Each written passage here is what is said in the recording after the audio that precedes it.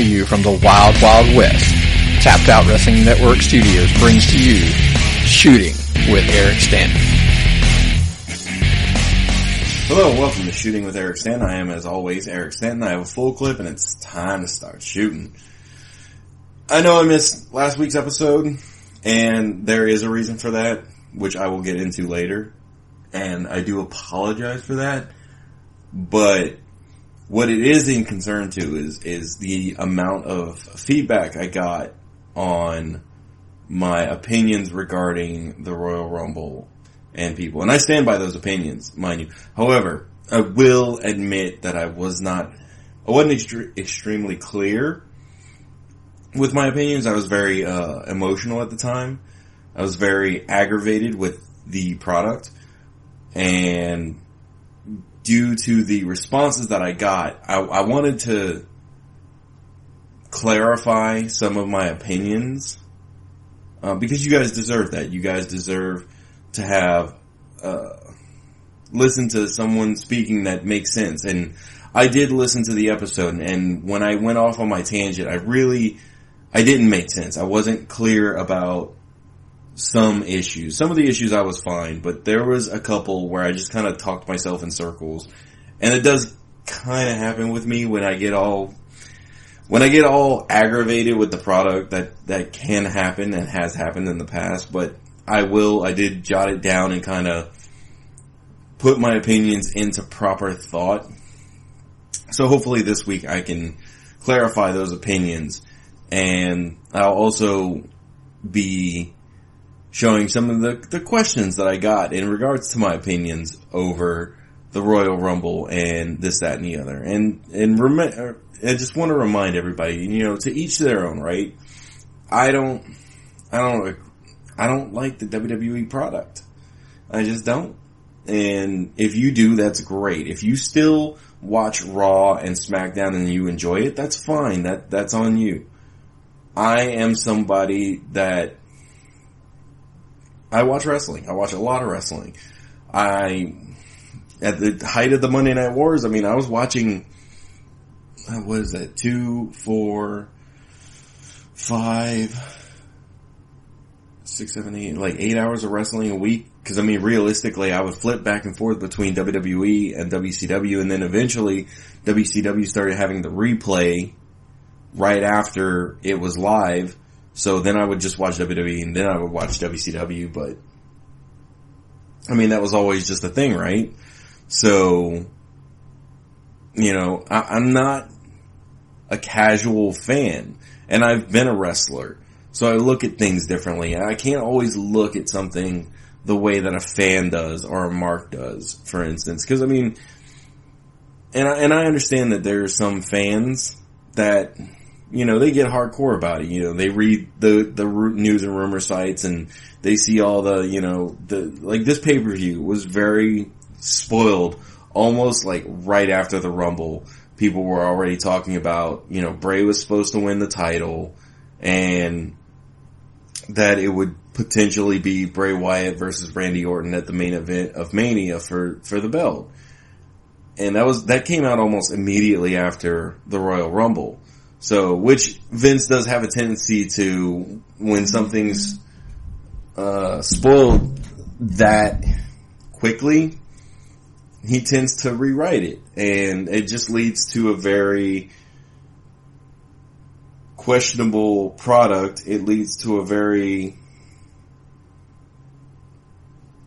the show ultimately suffers from it. You can't just decide that it's like cooking. It's a lot like cooking. You can't just decide that you're gonna cut an ingredient from what you're making. You can't just cut it in the middle of doing it and say, well, you know what?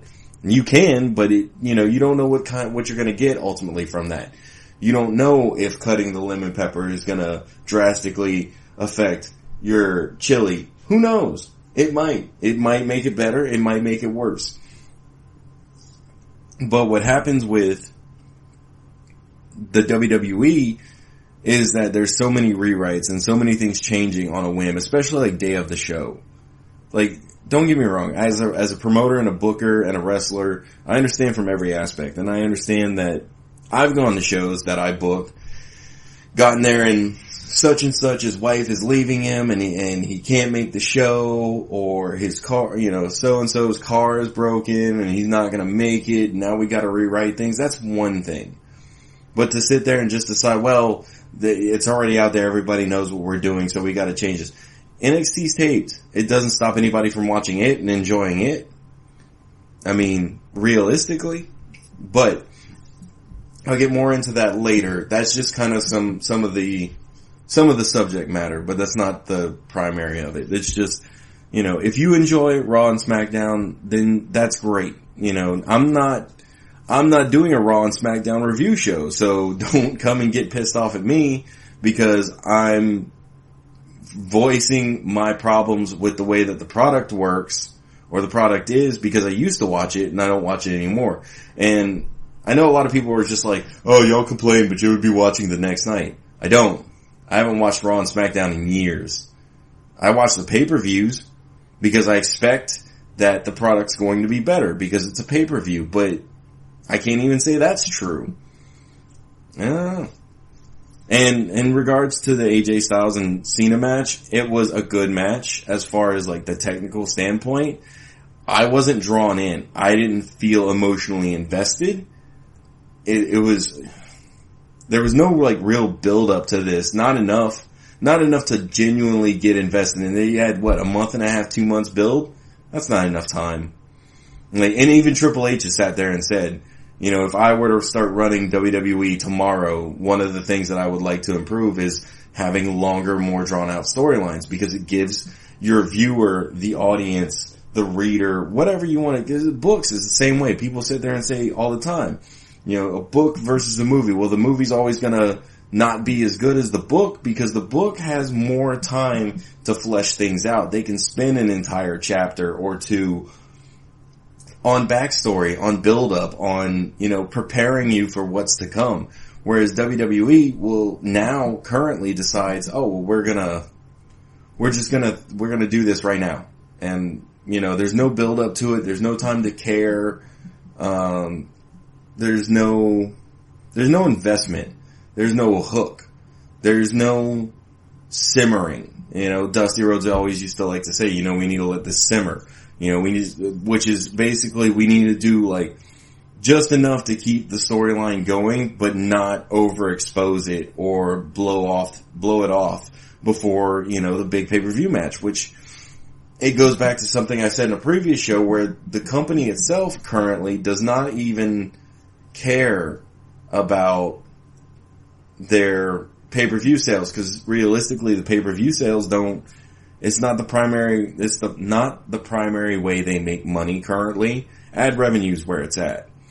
And that's not a slight against them. It's just a matter of business. Like, when you get to the point that your company is ad revenue based, your focus shifts. And it's not about making the customer happy, which you never will in wrestling, because there's always going to be people, like, even if the storylines were perfect, or at least better, if they were as good as I want them to be, and like tonight, everybody knows it, Dean Ambrose is my boy. Love Dean Ambrose. Huge Dean Ambrose mark. And he lost, I'd still be upset. But the difference is I could at least sit there and be like, well, Dean lost, but damn, that was a hell of a match. And 9 times out of 10, it just feels like a shortcut. In tonight's match, for instance, in the Elimination Chamber, which I'm not going to get hugely into it, I'm just going to say that the way that Ambrose went out, it yet again feels like another shortcut booking decision. That this is how we're going to put him out instead of a long drawn out. You could have done the same things and drawn it out over the course of the entire match. I'm also shocked at how short the match was. That's all I'm saying. That's all I'm going to say on the Elimination Chamber. But it's not just that pay-per-view problem. That's problems that stem way back as the last 8 years of storylines and booking. There's lots of shortcuts. There's lots of just doing things on a whim. There's no rhyme or reason a lot of the time. And you're sitting there like, why is this? There's better ways they could have got to this. And there's a lot of writers of movies and books that will sit there and say, you know, you've got to be smarter than your audience. If your audience can figure it out, then you're doing something wrong. Which in wrestling, you know, they can be questionable depending on the tapings. Like in the event of like NXT, it's taped. But it doesn't stop us from enjoying the show, because Shinsuke Nakamura is amazing. Bobby Roode is glorious. Man's glorious. It just doesn't stop anybody's entertainment of NXT. If somebody were to ask me today, like, hey, I want to really get into wrestling. You always talk about how great wrestling is. I want to see how great wrestling is. What's a show I should watch? I'm not going to say Raw or SmackDown, because those aren't wrestling shows. Those are sports entertainment shows that favor heavily on entertainment shows.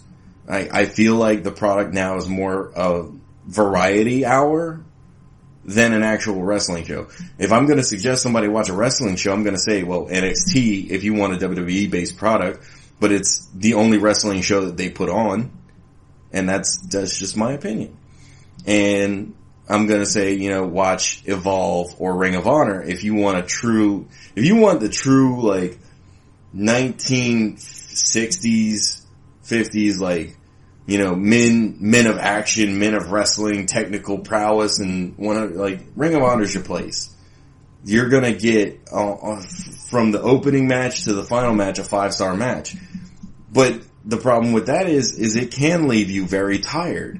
It can leave you exhausted. It can leave your audience dead. Now, a lot of times it doesn't happen because Ring of Honor fans are conditioned for that, because that's what any kind of product is. If you're going for an audience, you have to condition that audience to what your product is. Well, Chikara didn't just happen overnight. You had to condition that audience to, this is what our product is. This is extremely cartoony. It's very lucha.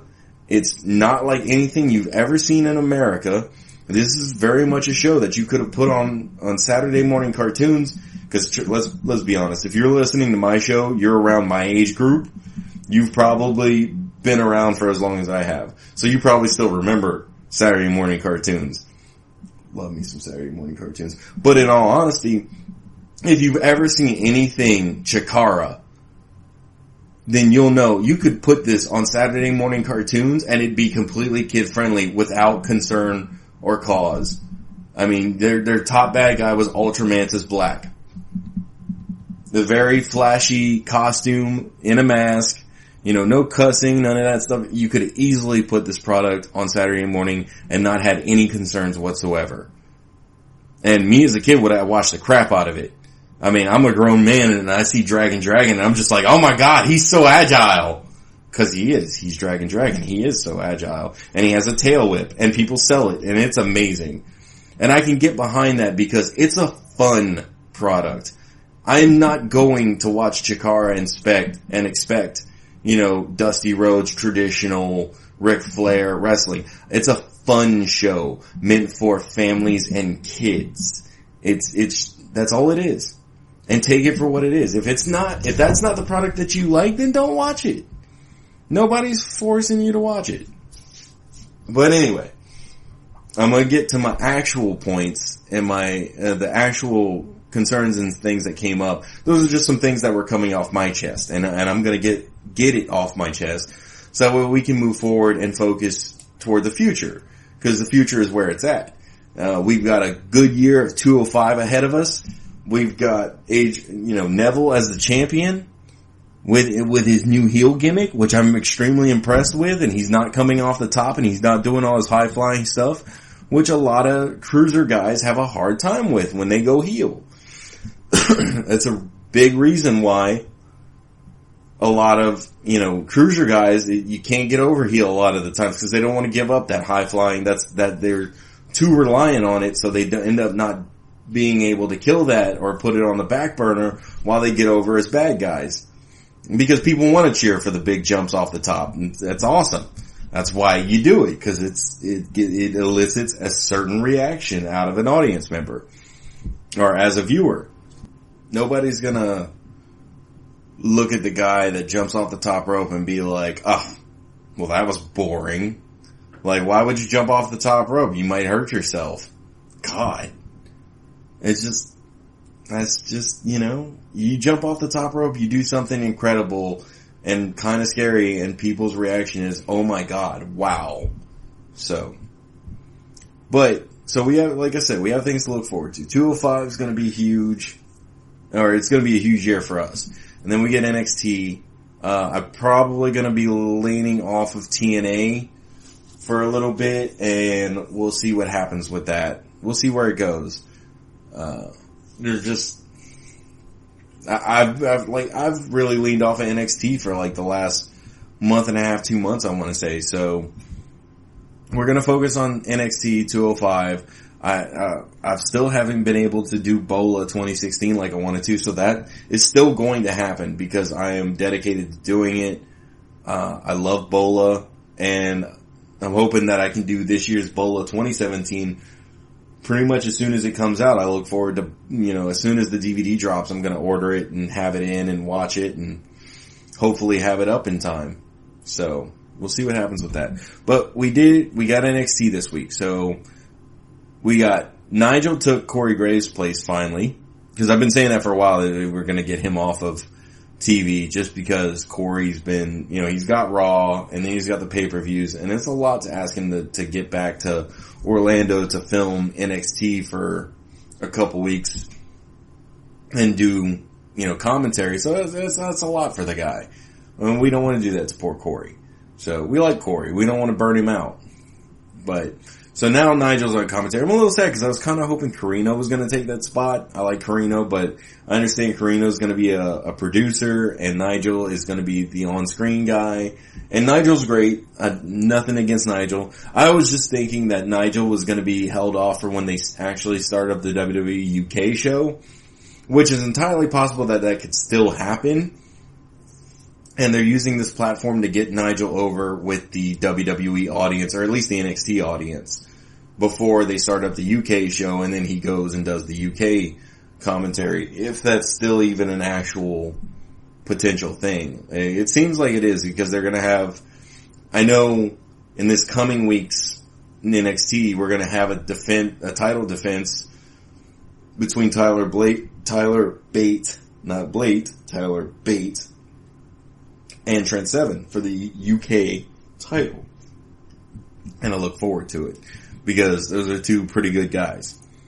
So we start off the show with Sanity, which is Killian Dame and Alexander Wolf versus the Bollywood Boys, Gur Shira and Harsh Shira, which love the Bollywood Boys. Those guys are great.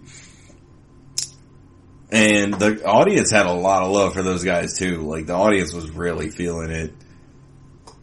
So that was really good. But basically they got destroyed by Damo.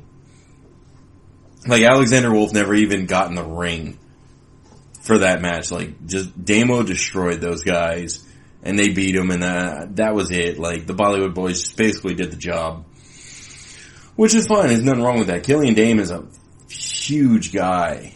That guy is a monster. And there was the chant for, like, shave your back, but it's like, the dude's from Ireland, Scotland, one of the two.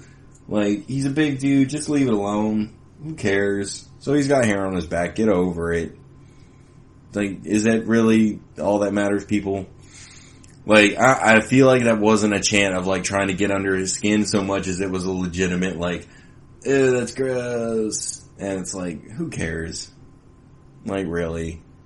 I don't know. That was a small criticism I have of the NXT audience.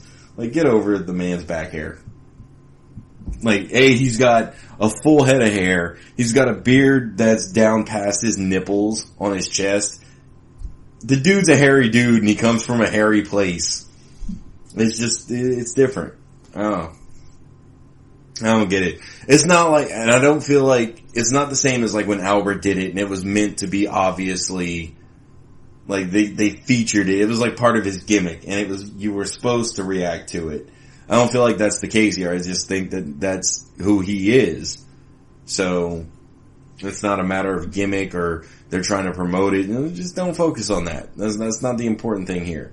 Although, if it were me, I would shave just to get the audience off my back and focus on what they need to be focusing on. But he shouldn't feel any, like, need to do that. it's a little annoying even for me as a viewer, because it's like, yeah, no, that's not part of his gimmick. Don't worry about it. So, but they destroy those guys, which is good for Killian and Alexander Wolf. They can move forward as a tag team. That puts them into a very deep, competitive tag team division for NXT, which is probably one of their premier selling points, is their tag team division. And then Cross, there's a moment after the match where, Eric Young is going to get on the mic and talk, but Nikki Cross just kind of puts her face next to the mic, which is easy to do because, where Eric's holding it is like mid-chest. Well, it's right in her face, because she's short. So it's like right in her face, and she's just like, Asuka! I want Asuka! Give me Asuka! And you're just like, aw, you're cute, even when you're trying to snarl.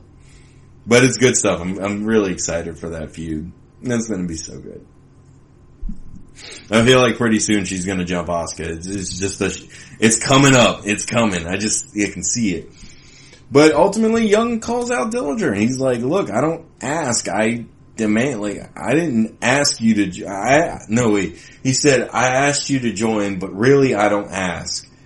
So, I asked, you said no, but now I'm telling you, you're going to join Sanity. You're going to be my next member.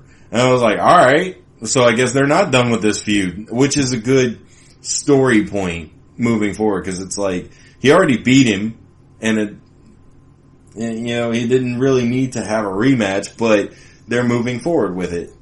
But yeah, it's a good selling point. They're just, I beat you and all that, and that's all great, but you're going to be my next member. I'm going to indoctrinate you. So, it's a good build. I look forward to another Eric Young Dillinger match. They had a good one.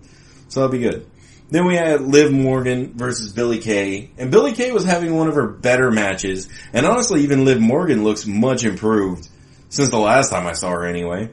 But Liv ends up picking up the win with an impressive bridge over roll up after she does the thing where she's behind Billie Kay and she shoves her into the ropes, and then they do the roll up, but Peyton Royce was on the apron, so they bump into each other, then they do the roll up and she bridges over 1, 2, 3.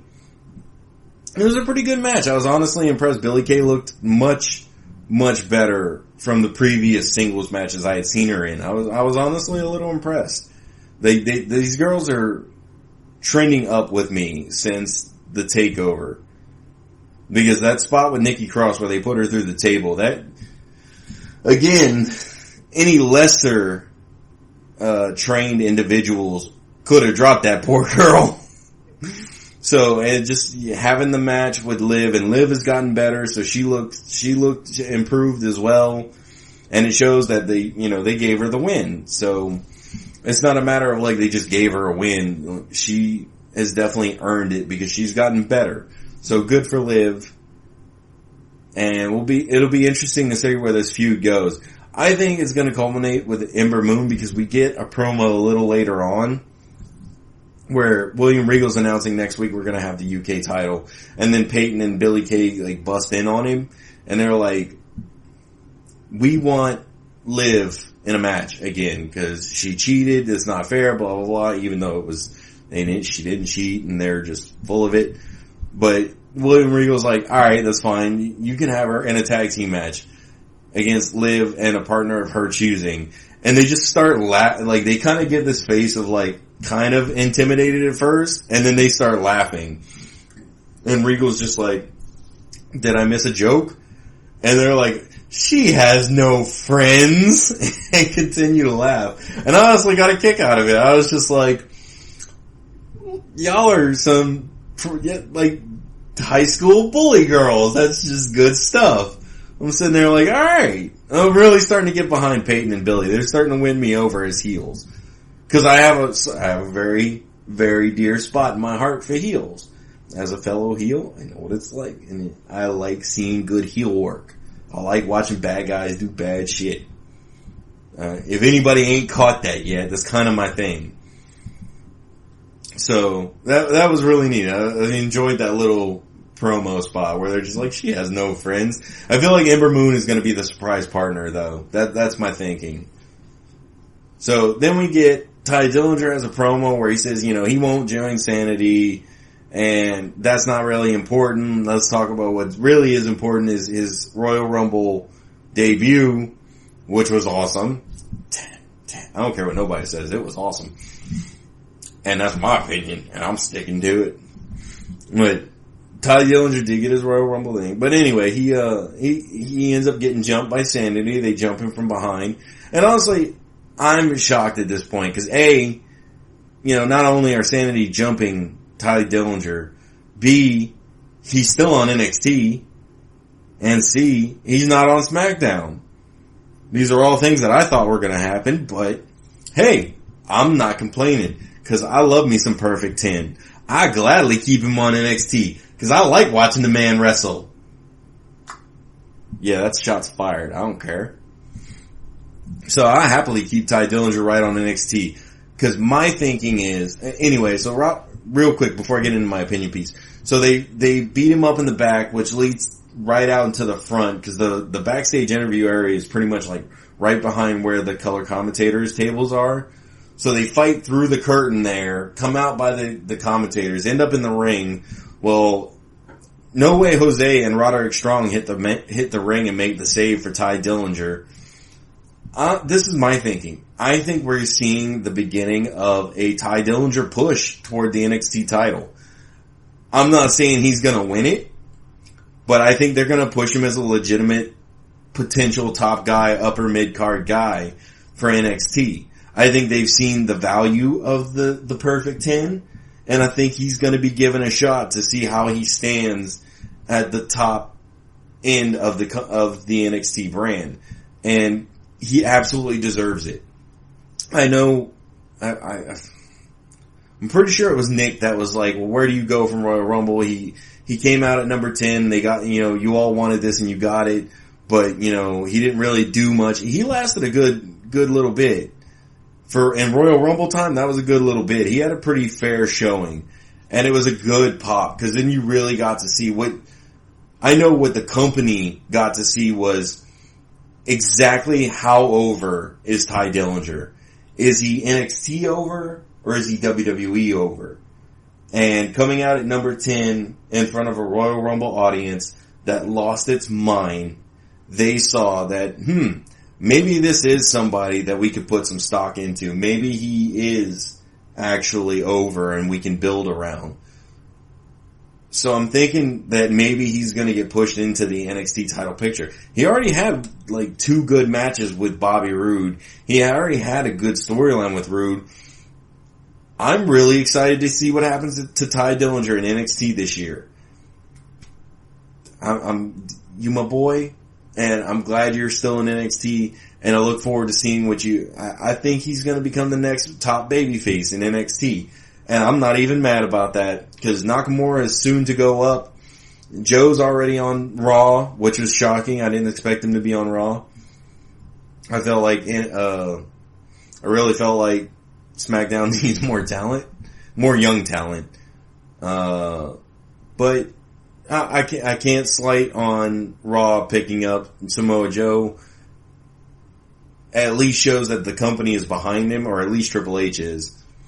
And it's funny because I was messaging with some friends of mine in a group chat where I was talking about a storyline about, you know, some young guys being like, oh, well, you know, you didn't give me the chance when I was here, and, you know, I was just used to put you over. And, you know, Samoa Joe coming up from NXT and being like, well, Hunter gave me the shot when Vince wouldn't, so I'm Hunter's guy. And it kind of ended up happening in a different scenario, not quite exactly as I booked it, but that piece of my booking actually came true. And my friends messaged me and they were like, holy shit, man, did you watch Raw? And I'm like, you know I don't watch Raw. Why would you even ask me that question? They're like, he said the thing. Joe came out and he's like, Hunter gave me the shot. And I was like, oh, that's neat. Cool. So anyone that sits there and is like, oh, you don't know what you're talking about, I know what I'm talking about. Because WWE uses my idea. They got my microphone bugged. That's what it is. Vince has a direct line into my thing, and he's like, 90% of what you say is unimportant, but every now and again you hit one. He's also tapped into my my group chats as well. That's what it is. I'm like, he's treating me like Vince Russo and only taking like 10% of my storylines. If he'd take 90% of my storylines, his show would be better. Because the 10% he does take is already pretty good. Anyway, so yeah, no, I'm excited to see Ty Dillinger and this possible, Ty is the top guy build. It could be, we're really going to get to see what Ty Dillinger is capable of in 2017. And I, for one, am extremely excited. Cause the call up for Nakamura is not far off. We will probably get a Nakamura Rude rematch, but I gotta say, I just can't imagine. I feel like Nakamura is going to come up after WrestleMania. That's my call. It's going to be post Mania, and he's going to end up moving toward the main roster. Good old drink. I got a little tasty, I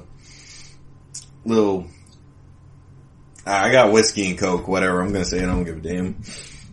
I ain't got no sponsors, so I'm enjoying myself.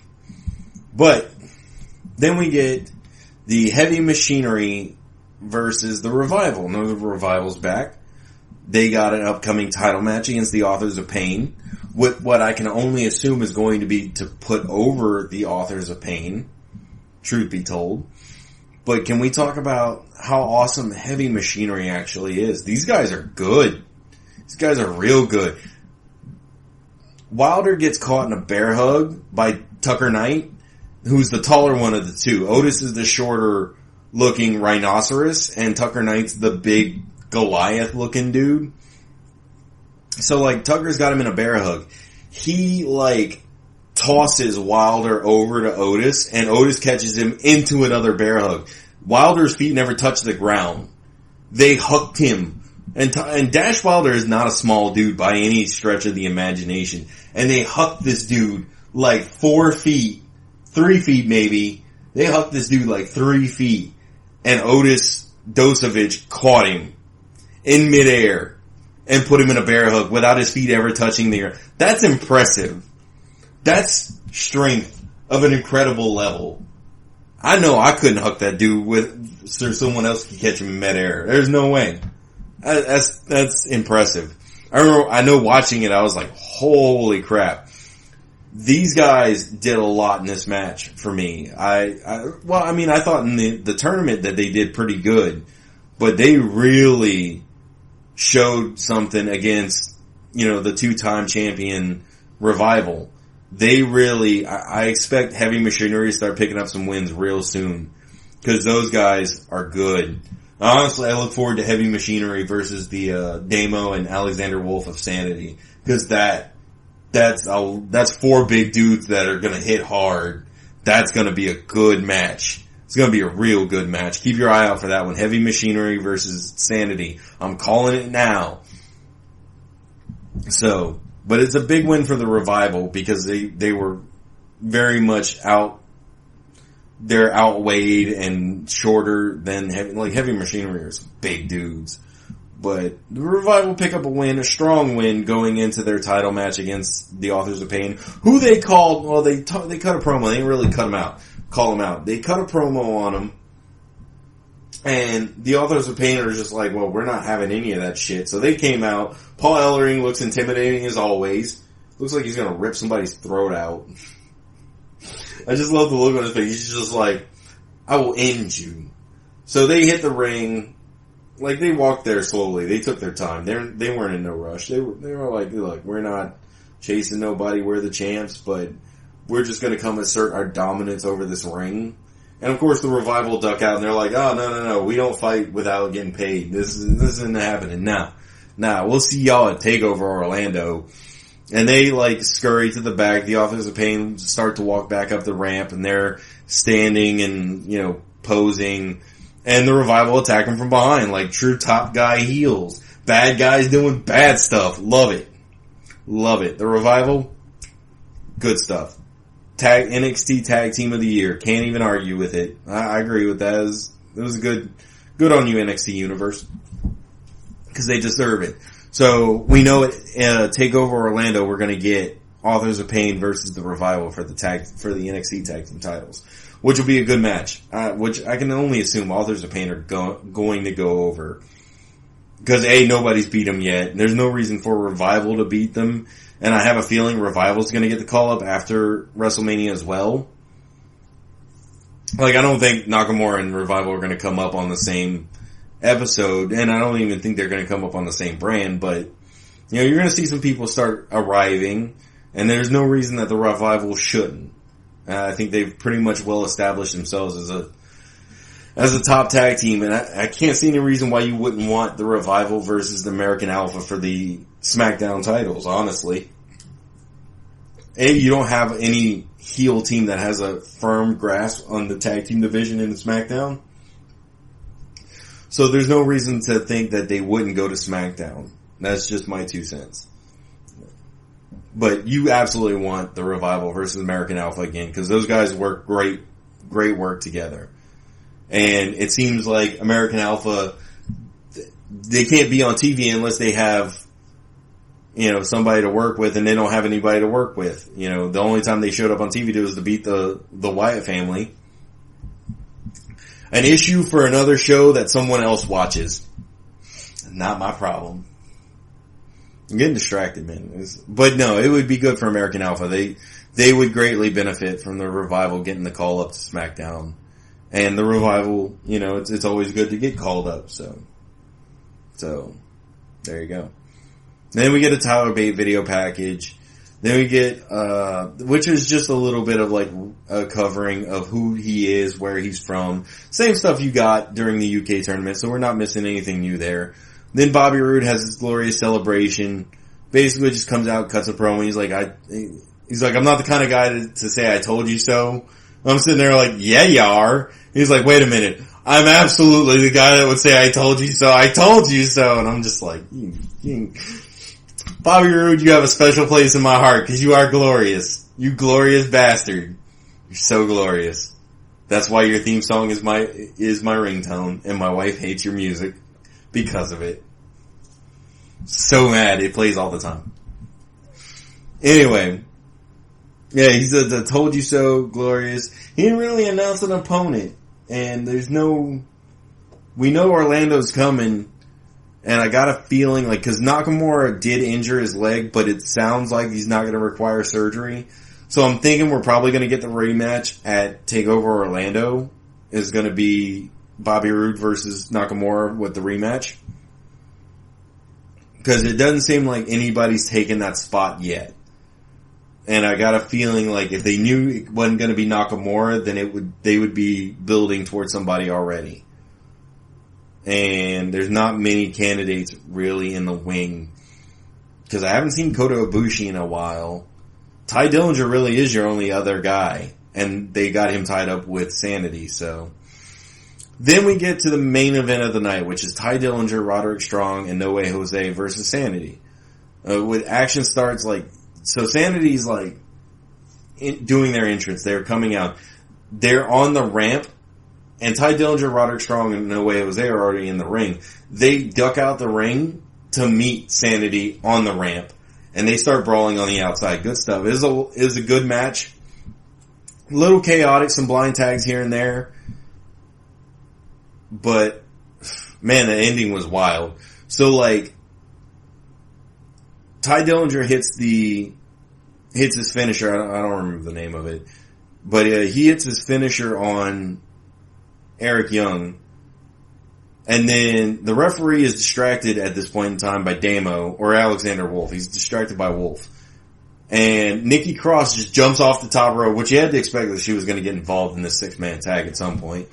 She jumps off the top rope, hits a Hurricane Rana, and Hurricane Rana's Dillinger over the top rope to the outside while the ref is distracted. Then she tries to climb back in the ring. The ref gets distracted with her now, because now he's like, no, you can't come in the ring. Damo, Roderick Strong's going to hit Eric Young with something in the corner, and Damo ducks in the ring and then cross bodies Strong, and it was devastating. Damo's a big guy, so he crushed Roderick Strong. It was like two guys' chests met, except one guy's was bigger and he crushed the other guy. So, and then, Eric Young picks up the wing while all that's going on. And they kind of powder, and you're kind of left with Dillinger and Roderick Strong. No Way Jose is in the ring like, we lost. Damn. And, Young saying like, hey, Dillinger, you're gonna be one of mine.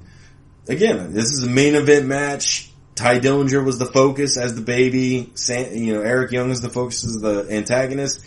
Eric Young's already gotten a win. We know Ty Dillinger's really not gonna join Sanity. I would be really shocked for that to happen after his successful Royal Rumble run. I really feel like Ty Dillinger is going to be the next top babyface, and I think we're going to get Dillinger versus Roode again, which I'm completely fine with. Couldn't be happier. I'm really excited to see where that goes, because I thought Roderick Strong was going to be the next guy, unless Kenta came back by some miracle. That poor guy. Kenta getting injured consistently, which, I don't even know his NXT name.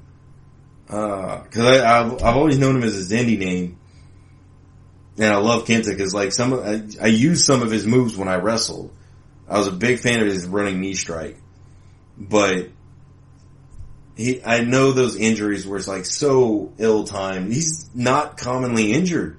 Like in all the years that I've watched him on the indies, he was never injured. So to see him get injured back to back in NXT is just really disappointing.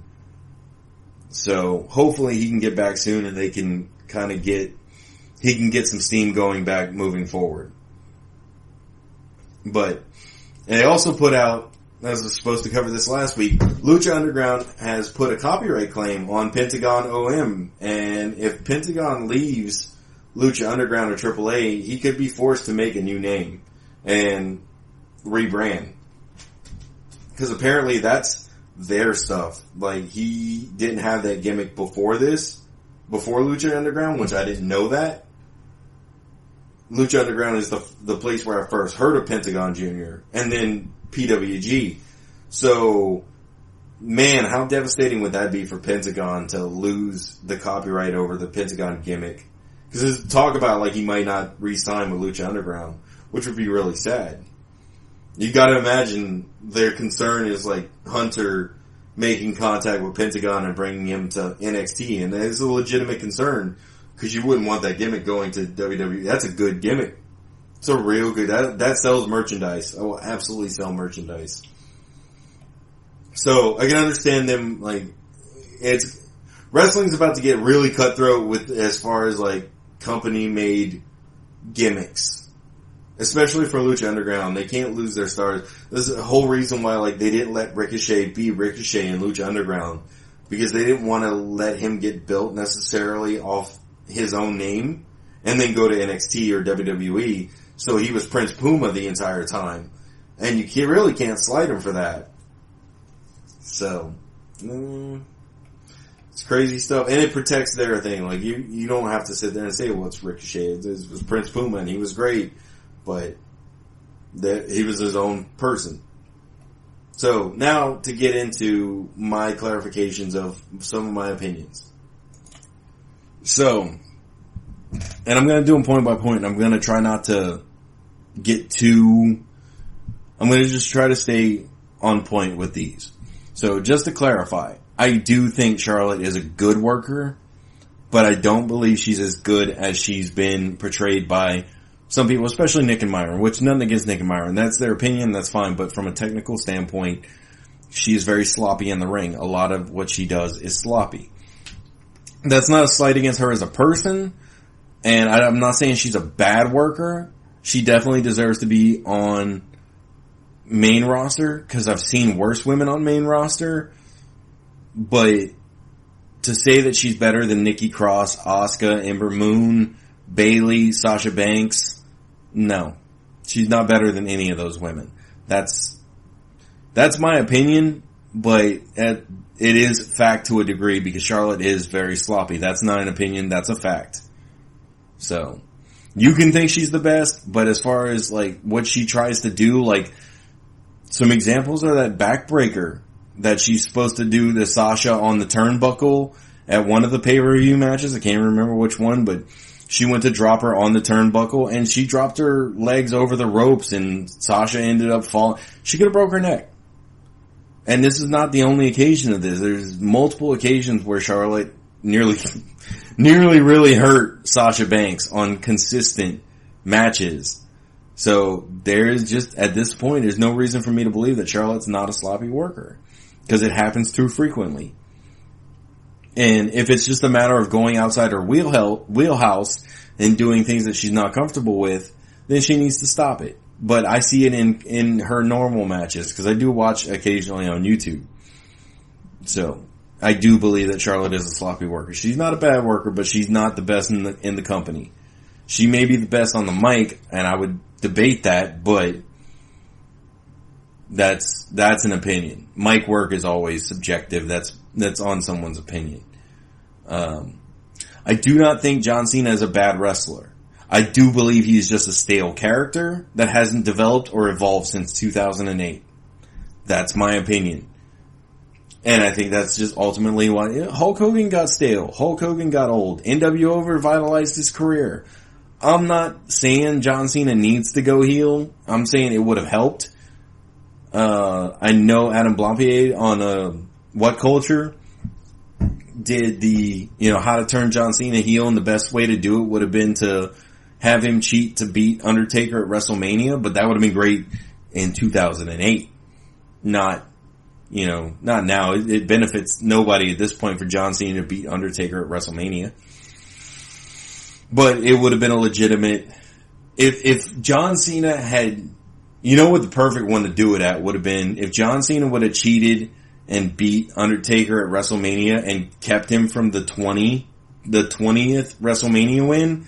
That would have turned him a legitimate heel. Legitimate heel. Not smart heel or IWC heel, which, by the way, if you're listening to a podcast, I don't even want to hear the words the internet wrestling community out of your fucking mouth, by the way. You're listening to a podcast. You have no right. You're on the internet listening to a podcast. Or at least you get the podcast from the internet. Anyway, beating Undertaker and preventing him from that 20th win on WrestleMania, that would have been legitimate heel heat. And that probably would have been the best way to get it. But at this point in his career, it's whatever. I don't even think he gets booed at his entrances anymore because people still hate him. I think it's just, it's the thing. It's like what for Steve Austin? Steve Austin comes out, what? Daniel Bryan does? Yes. I think it's just what it is to sing John Cena sucks when he comes out. I don't feel like he gets booed as much anymore, but I do feel like his character is stale. I do feel like he moves awkwardly in the ring. I've always felt like he moves awkwardly in the ring. And as far as like some of my biggest criticisms of John Cena, he does not sell very well. People like to talk about the Young Bucks don't sell or the high-flying indie guys don't sell. John Cena doesn't sell worth a fuck. Like, he gets beat up. He gets DDT on the concrete. He kicks out after shit like that. Wins after shit like that, which I'm talking the Nexus thing. And everybody knows what I'm talking about on the Nexus thing. And then he stands up after the match as if he's not wrestled 30 minutes, taken 5 chair shots, 6 finishers, and a DDT on the concrete. No. He doesn't sell. We're the shit. He doesn't sell in his face. Those are my problems with John Cena. He's a good wrestler, but there are some glaring faults in him at this stage in his career. I do believe he was better at it when he was younger. He's not good at it now. Not that he necessarily needs to be. I do not think Roman is a bad wrestler. Again, just a stale character that hasn't developed or evolved since The Shield. There's nothing more to say about that. Booking has failed this man, and they haven't allowed him to develop or evolve. And it's ultimately hurt him, and it's hurt him moving forward. The only justification that I can see is that WWE wants that controversial yay boo thing, because it generates hashtags. We're trending hashtag. I don't think they really care if it's a bad hashtag at this point.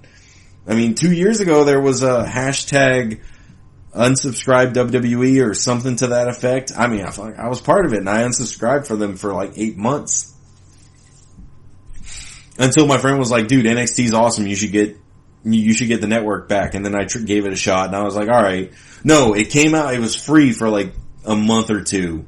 And I was like, all right, well, I'll grab it for that, and I'll see what and I started watching NXT, and I really liked NXT, so I started paying for it again. So, but Roman, creative has failed Roman, and he has not developed or evolved since the Shield, and that's unfortunate for him. And he does get a lot of the beef comes at, he gets the John Cena booking, and it's not a matter of like, he gets booked similar to Cena, he gets the exact same booking. Even down to the matches. Gets beat up for X amount of time, then makes superhero comeback.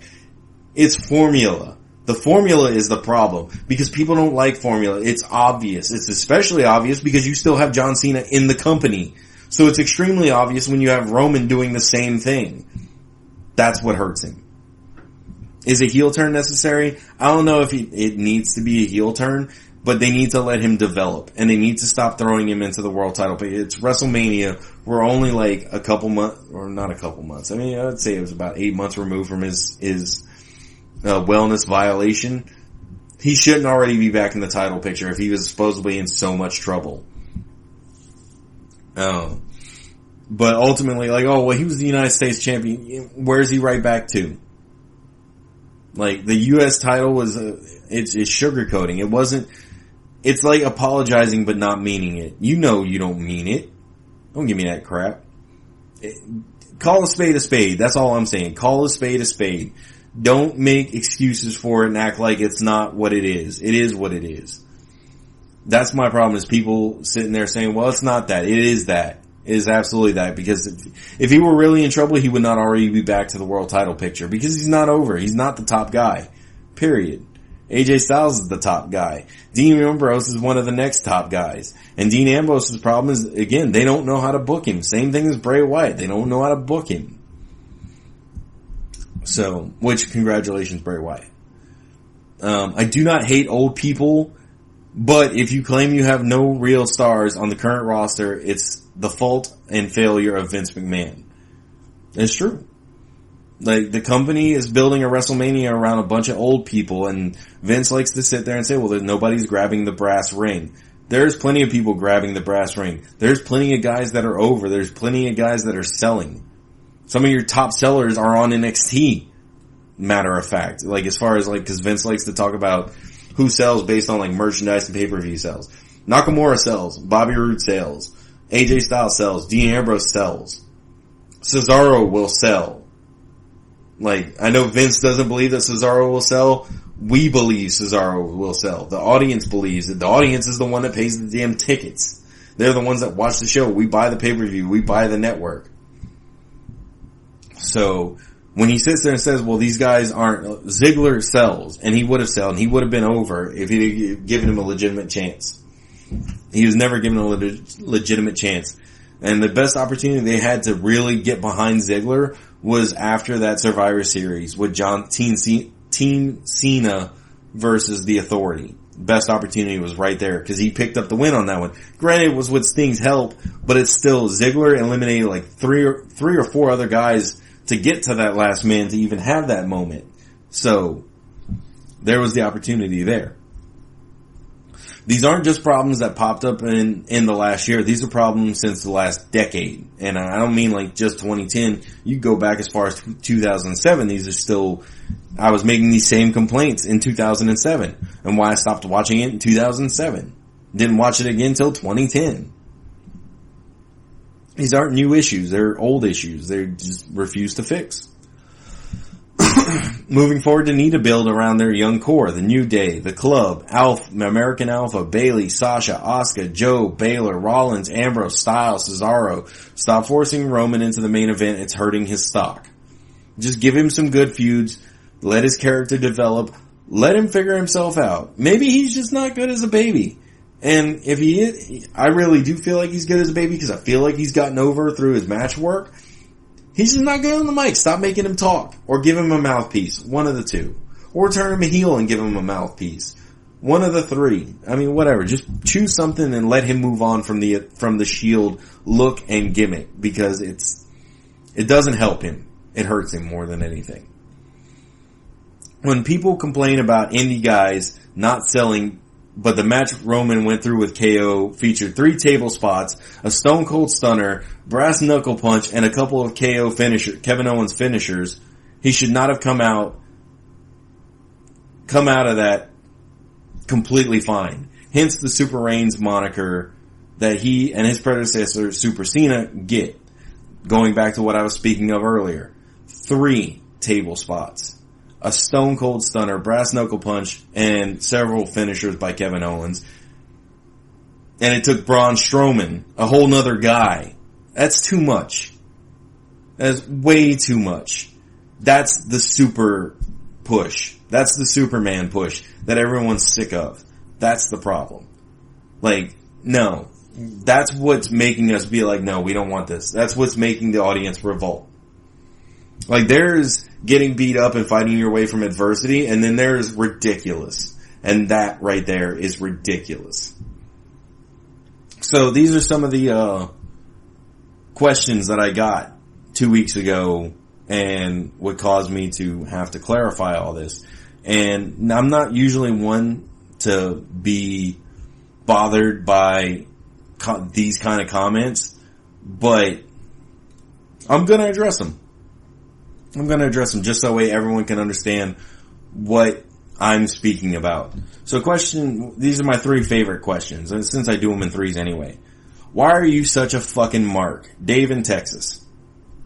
Because I watch wrestling. Like, even despite the fact that I'm a worker and a promoter. Because I watch wrestling. I like wrestling, that's why I'm a fucking mark. I feel like that's pretty obvious. Bro, are you just an IWC smart? I mean, I watch PWG, Chikara, Ring of Honor, FIP. I talk about wrestling on an internet-based podcast because podcast doesn't exist without the internet. So I guess I'm an IWC smart. Sure. Thanks, Vince in Sports Entertainment. Which he's not Vince in Sports Entertainment. It's just Vince. He's just being clever. Ha. Ha ha. Trying to add some humor here. When will you make your own show so we can shit on it? Tom in Alabama. Soon enough. I'll have my own show and you can shit all over it all you want. As long as you watch it. I don't care. I mean, Vince shits on you every week and you still watch it. Might as well watch my shit. So yeah, those are some of my favorite comments from 2 weeks ago. Which is fine. I have thick skin. I am not bothered by that. But what I was bothered by was listening back to the show and the lack of clarity and not explaining myself better, because you guys deserve better. So I am sorry for that. And I hope this episode and just covering all those points helped with my frustration and complaints from the previous week.